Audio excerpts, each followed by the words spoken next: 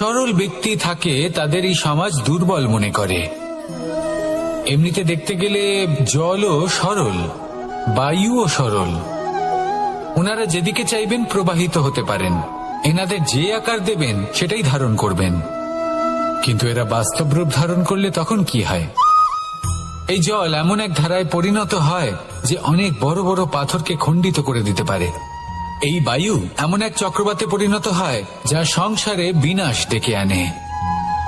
তাই যে ব্যক্তি সরল, তার সরলতাকে সম্মান করুন, তাকে সম্মান করুন, তাকে ভালোবাসা দিন। আর আমার সাথে ভালোবেসে বলুন, রাধা রাধা। খেলা খেলতে কে না ভালোবাসেন? আমরা প্রত্যেকেই যখন সময় পাই, সুযোগ পাই, তখনই আমরা কোনো খেলা খেলি। খেলার সময় দুই ধরনের মানুষ ওখানে থাকেন। এক, যারা অংশগ্রহণ করেন, আর দুই, যারা দেখতে থাকেন, যারা দর্শক হয়ে দেখেন, যারা নিজের পক্ষের বিজয়ের ফলে উচ্ছ্বসিত হয়ে থাকেন, পরাজয়ের ফলে শোক পালন করেন, পরামর্শ দিয়ে থাকেন। আর বিজয়ী কে হন?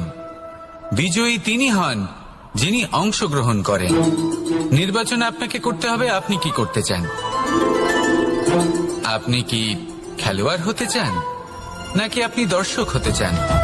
যদি আপনি বিজয়ের আনন্দ লাভ করতে চান, সেই রোমাঞ্চ অনুভব করতে চান, তাহলে খেলতে হবে। ময়দানে আপনাকে নামতেই হবে। পরাজয়ের সম্ভাবনার ভয়ের সাথে আপনাকে লড়াই করতেই হবে। বিপক্ষের আহ্বানকে স্বীকার করতেই হবে, খেলোয়াড় হয়ে উঠতে হবে। তবেই এই বিজয়ের সম্ভাবনা থাকবে।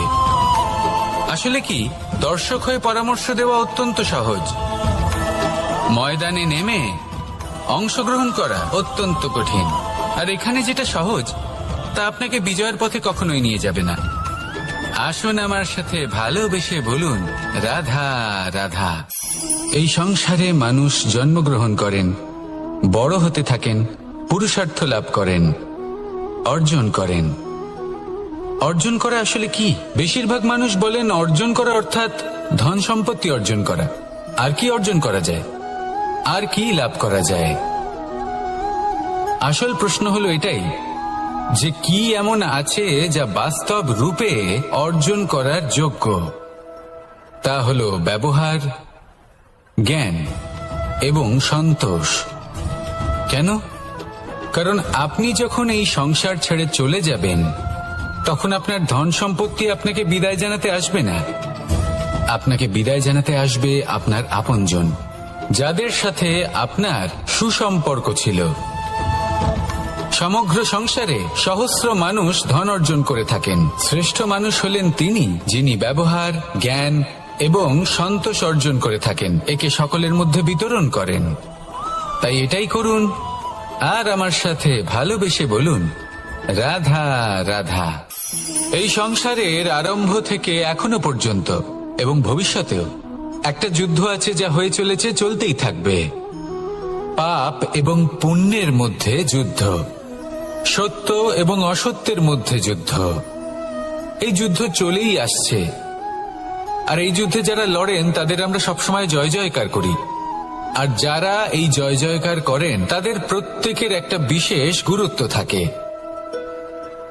যখনই কোনো যোদ্ধা যুদ্ধক্ষেত্রে ক্লান্ত হয়ে পড়ে, শক্তিহীন হয়ে পড়ে, তখন এরা জয় জয়কার করে, শঙ্খ বাজাতে থাকে।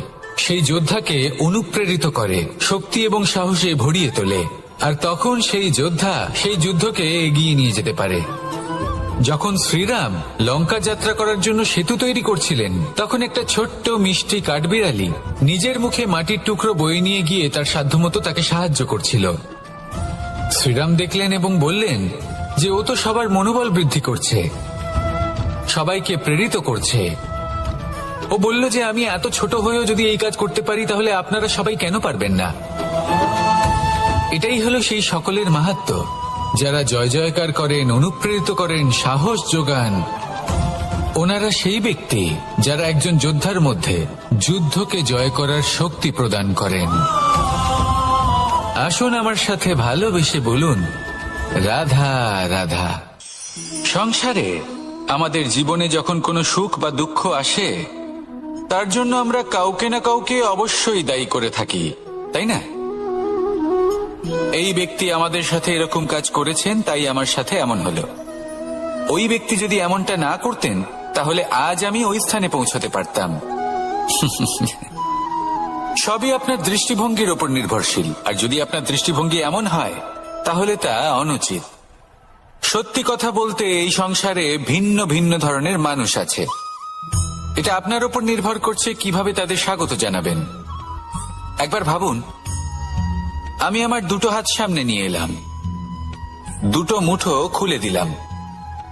দুই প্রকারের মানুষ আসবেন, কিছু না কিছু দিয়ে যাবেন। এই মুঠো যদি আমি বন্ধ করে দিই তাহলে না কেউ আমাকে কিছু দিতে পারবে, না আমার কিছু যাবে আসবে। নিশ্চয়ই বুঝতে পারছেন এই দুই ধরনের ব্যক্তি কারা এবং তারা কি দিয়ে যান।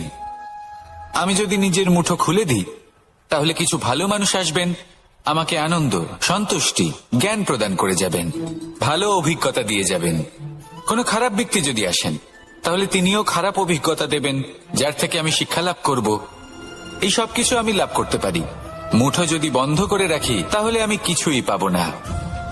দেখুন, এই সংসারে প্রত্যেকের জীবনে এইরকম, প্রত্যেকের জীবনে সবকিছুই আছে। ভালো খারাপ দুই মানুষই আছে, ভালো অভিজ্ঞতা আছে, খারাপ অভিজ্ঞতা আছে। নির্ভর করছে আপনার উপর যে আপনি কি করবেন, এনাদের স্বাগত কিভাবে জানাবেন, কার থেকে কি বুঝবেন, কি শিখতে পারবেন, আর কোন দৃষ্টিভঙ্গি নিয়ে অগ্রসর হবেন।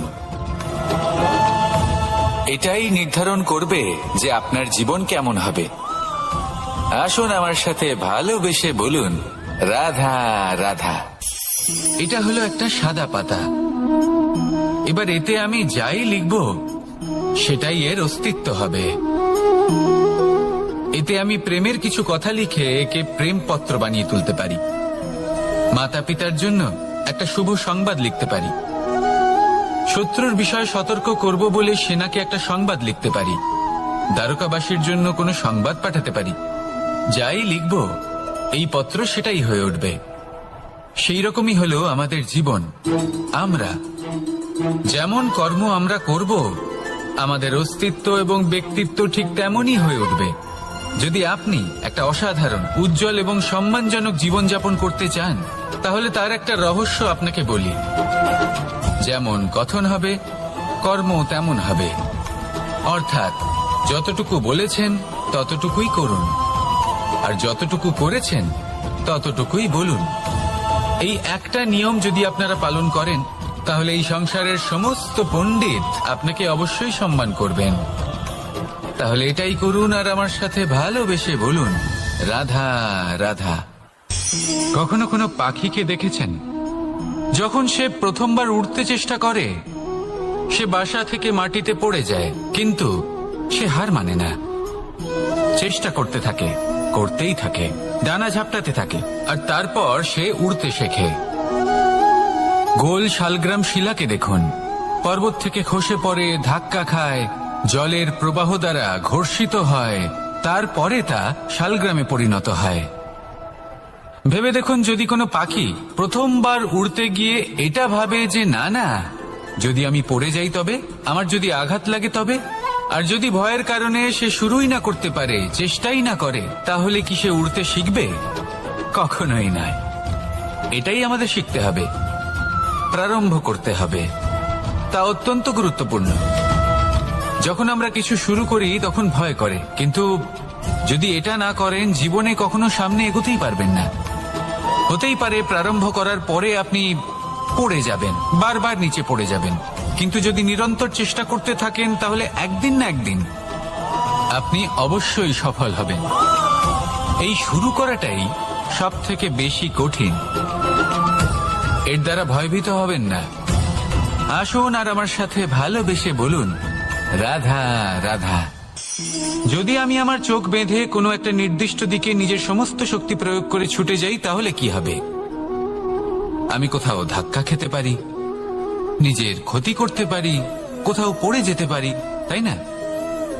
অর্থাৎ এটা নিশ্চিত এই কাজ আমার করা উচিত নয়।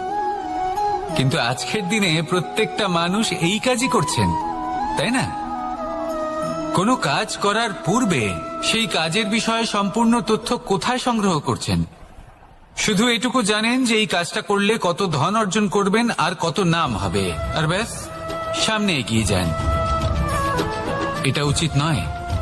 পূর্ণরূপে যে কোনো কাজ করার আগেই সেই কাজের বিশ্লেষণ করে নেওয়া উচিত, তা বুঝে নেওয়া উচিত এবং সেই বিষয়ে অবশ্যই খেয়াল রাখা উচিত যে আপনার শরীর এবং আপনার মন এই কাজ করার জন্য কি প্রস্তুত রয়েছে। যদি তা না হয় তাহলে প্রথমে নিজেকে শুধরে নিন, তারপরে সেই কাজ করুন। যদি এইভাবে জীবনে সামনে এগোন তাহলে সাফল্যের সম্ভাবনা জীবনে অনেক বেশি বেড়ে যাবে। তাহলে এটাই করুন আর আমার সাথে ভালোবেসে বলুন রাধা রাধা। এই সংসারের সব থেকে বড়